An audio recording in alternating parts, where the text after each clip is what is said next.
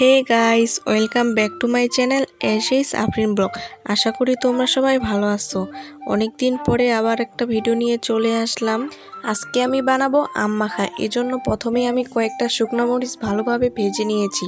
এখন শুকনো মরিচগুলো ভালোভাবে গুঁড়ো করে নিতে হবে। তো বন্ধুরা, আমি যেহেতু শুকনো মরিচটা আগে একটু ভেজে রেখেছিলাম, সেজন্য হাত দিয়ে গুঁড়ো করতে অনেক কষ্ট হচ্ছিল।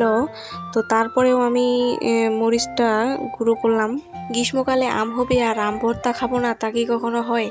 তো বন্ধুরা, তোমরা কারা কারা আম ভর্তা খেয়েছো কমেন্টে জানাবা। আর হ্যাঁ, আমার চ্যানেলটি যারা তোমরা সাবস্ক্রাইব করোনি এখনো, অবশ্যই সাবস্ক্রাইব করে দিবা। আর আম আমার অনেক পছন্দের একটি ফল।